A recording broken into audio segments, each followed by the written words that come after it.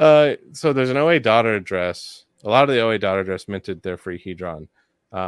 One of them put roughly, I think it was like 1 trillion Hedron in like what's basically a Hedron sell side position on Uniswap V3. So this was at the time where like Hedron was like really ramping up, and this is probably one of the only like things I didn't properly think about launching Hedron. That fortunately with Icosa was handled much differently. But when Hedron launched, everyone made USDC pairs, right? So when you have Hex USDC and Hedron USDC, and Hedron's the new shiny thing, and people decide, okay, I'm going to sell my liquid Hex for Hedron, the Hex has to go through the USDC pair. So it's a Hex dump, and then it's a Hedron pump, right? Yeah. And that's a negative Hex thing, and it's a positive Hedron thing. So when the OA put that sell wall there at that point, what effectively happened was all of those trades that went from Hex to Hedron just went straight Hex to Hedron because the liquidity was there to do it.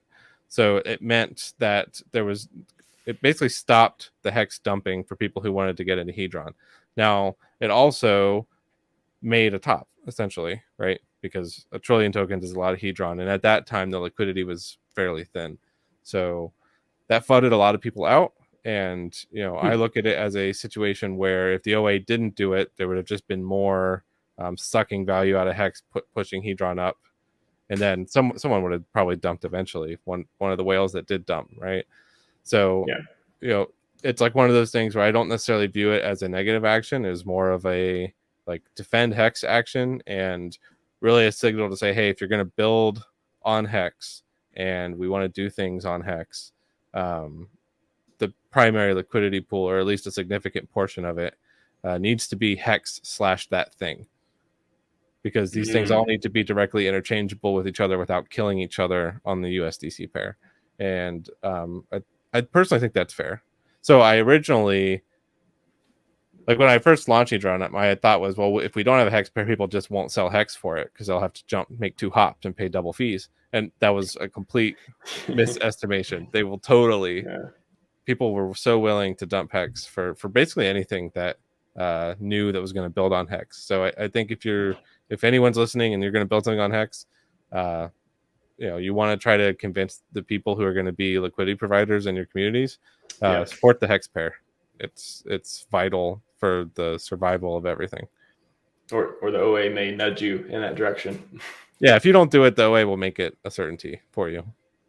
Wow, that is I love hearing the OA moves because everyone, can you talk about it? Oh, what happened here? Oh, but should I don't know. I'm all for transparency and want to see these things. I don't think it hurts anything. The OA's reputation. The OA is Hex holder's best friend. It wants to protect the Hex price. It's what's in the best interest for the product.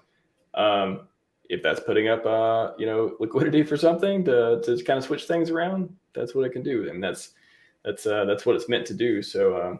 Yeah, I don't think it's really controversial, honestly. I think it's like, like you said, you broke it down. It made sense to you. And I don't remember there being, I guess there was more, maybe I missed it. I don't remember that being such a controversy back then, but I could see how, some people could take that run with it. It was really the start of it. Like the OA did it. And then, I kind of got it from that point, and I tried to convince people like, hey, you should probably put on the Hex pair.